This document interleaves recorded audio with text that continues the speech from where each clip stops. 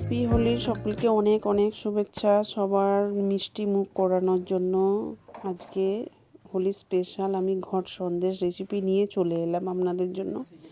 তো এখানে frying pan গরম হতেই দেখতে পাচ্ছেন এক বাটি আটা নিলাম, লো টু মিডিয়াম আঁচে রেখে আটাটা আমি ভেজে নিচ্ছি। দেখুন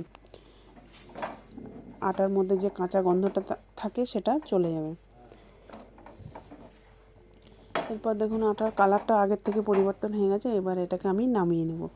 এরপর সেই ফ্রাইং প্যানের মধ্যে আমি যে বাটির পরিমাণ আটা নিয়েছিলাম সেটা হাফ বাটির মতো আমি ঘি দিয়ে দেবো। তো দেখতে পাচ্ছেন গলে যেতে ঘিটা কতটা হয়ে গেছে। তো ঘিটা একটু বেশি করে দিলেই কিন্তু সুন্দর ফ্লেভার আসবে এবং টেস্টও হবে দারুণ সুন্দর। এরপর সেই ভেজে রাখা আটাটা এর মধ্যে দিয়ে দিলাম। তো যে যেখান থেকে আমার বসে ভিডিওটা দেখছেন একটা লাইক দিয়ে প্রথম থেকে শেষ পর্যন্ত দেখার অনুরোধ রইল, তা নাহলে বুঝতেই পারবেন না কিভাবে আমি এই গুড় ভরা ঘট সন্দেশ রেসিপিটা আমি বানালাম। এরপর দিয়ে দিলাম দেখুন একটা আমুল দুধের 10 টাকা প্যাকেট আমুল দুধ দিয়ে দিলাম এর মধ্যে, খুব সুন্দর টেস্টি হবে।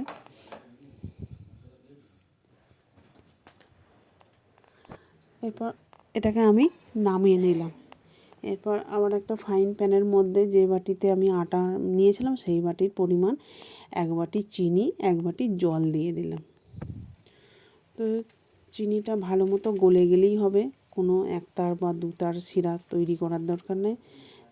ফ্লেভারের জন্য এলাচ গুঁড়ো হাফ চামচ দিয়ে দিলাম।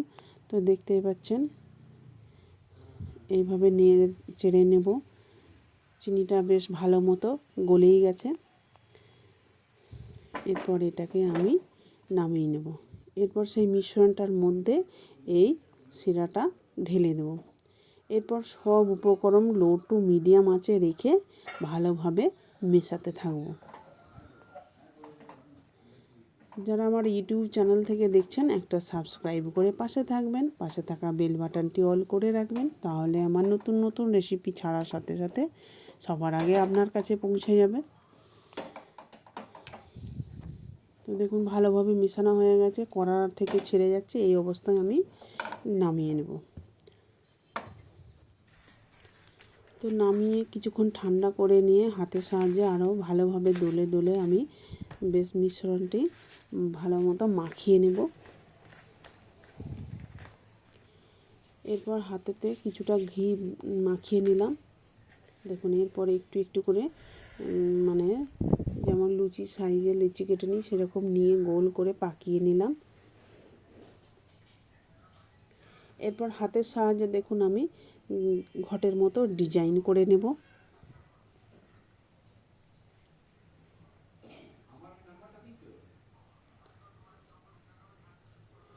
তো দেখতেই পাচ্ছেন বেশ ঘটের মতো আকার হয়ে গেছে। গলাটা ঘটের গলাটা তো সরুই হয়, সেই জন্য দেখুন হাতের সাহায্যে এরকম চেপে চেপে মুখটা একটু সরু করে নিচ্ছি। তো দেখতে পাচ্ছেন কতটা সুন্দর হয়েছে দেখতে। তো আপনাদের বোঝানোর জন্য চলুন আরও একটা আপনাদেরকে বানিয়ে দেখিয়ে দেব।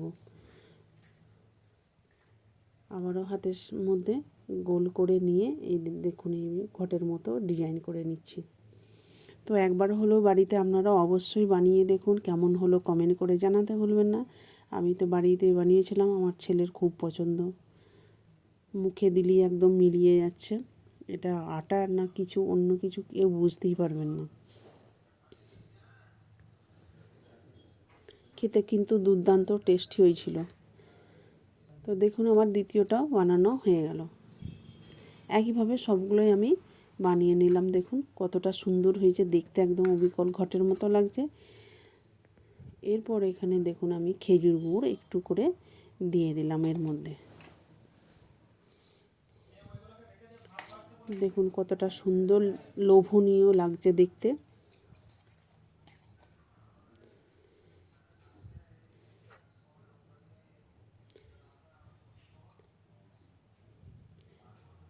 ভালো যদি লেগে থাকে লাইক কমেন্ট শেয়ার করে দেবেন বন্ধু বান্ধবদের মধ্যে।